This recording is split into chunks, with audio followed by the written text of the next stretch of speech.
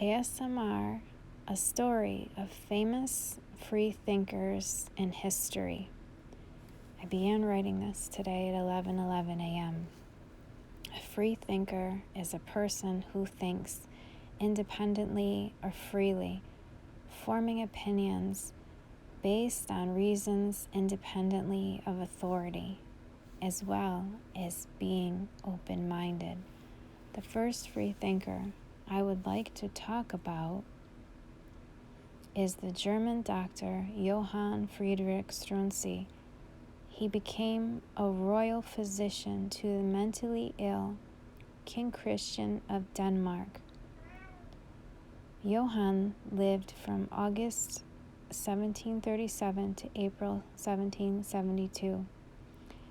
King Christian's reign was from January 14th, 1776. January 14th is my birthday, by the way, and his reign ended March 1808. The king and Johann ended up having a very close relationship. Struensee was a follower of enlightenment.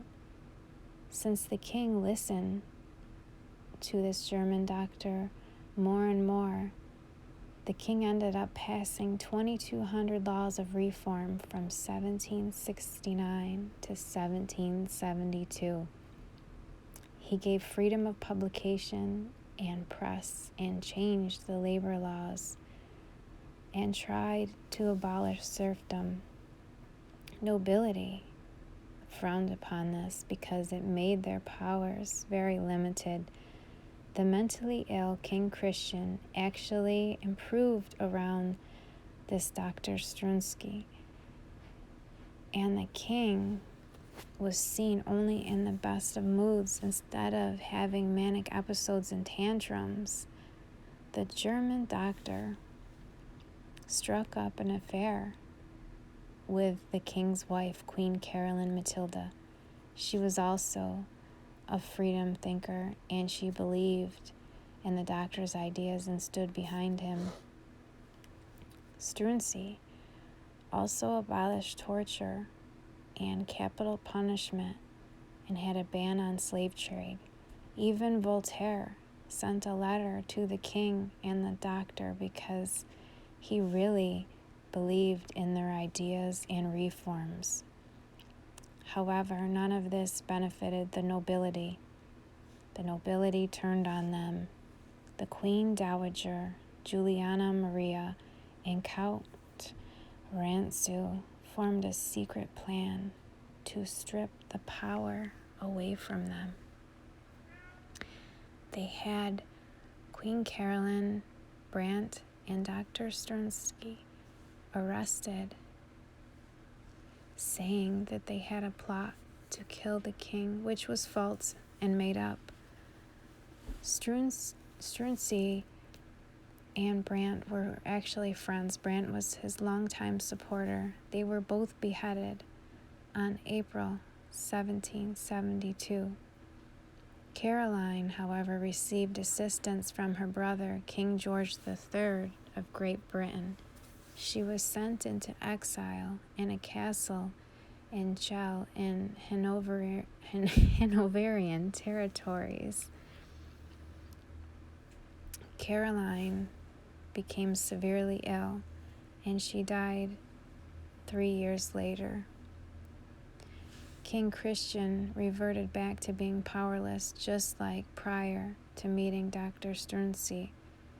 In 1784, however, there was a turn of events. Christian and Caroline's son, Frederick, took over, and the Queen Dowager and her followers were overthrown. Friedrich reinstated many of Struensee's reforms and finally abolished serfdom, which the doctor tried to do. I was really inspired to write about this story because of the movie Royal Affair, which is a true story of King Christian of Denmark and Queen Caroline and Dr. Johann Struensee. In the story, I mentioned Voltaire. Voltaire's real name was Francois Marie Arouet. He was born in Paris, France. Born November 21st, 1694, and died May 30th, 1778. He was not only a free thinker, but, however, he was one of the most famous French writers, known for his Enlightenment beliefs. He was a historian, known for his views of freedom of religion, expression, and separation of church and state. He is most noted for saying, "Crush the infamous," which means the abuse that people received by royalty and clergy. He wanted to be rid of that. He was so passionate about his beliefs on enlightenment, and he wrote so freely that he often went to prison and was temporarily exiled to England. Next, I'd like to talk about Count Francesco Garati, born in Venice, Italy, December 11th, 1712, and died May 3rd, 1764. He was also a free thinker. He was a poet, a philosopher, an art collector, and he was a friend of Voltaire and Friedrich the Great. Excuse me for the sound in the background. My cats are chasing each other. The next free thinker I'd like to talk about is Caroline, Queen of England.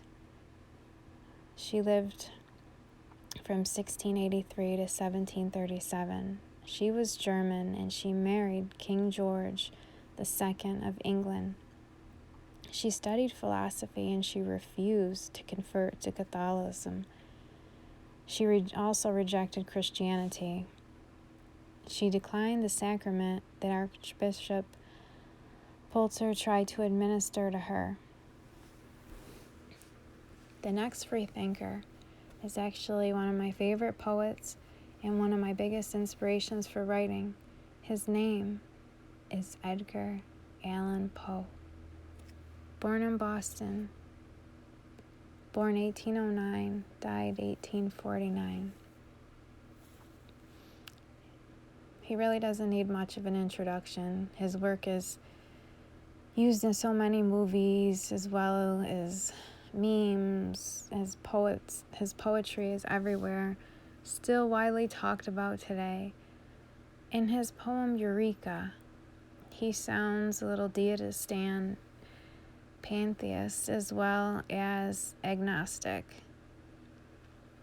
but he definitely spoke very freely on pretty much everything that came to his mind. The last that I'm going to write about is about Ptolemy II, the king of Egypt. He was born in 308 and died in 246. His tutor was Theodorus the Atheist, and under him, Alexandria became the world's greatest center for free thought as well as art in all cultures, including science. His rule extended into Syria. He was enlightened as well as a curious ruler. The Ptolemy dynasty lasted almost 3 centuries. The last Ptolemaic queen was Cleopatra. And I'm going to end it here.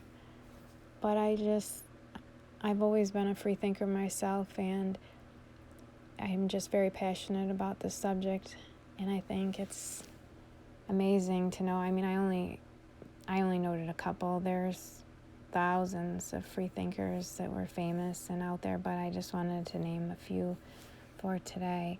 And if you like this discussion, let me know below. I can talk about it again. Thank you.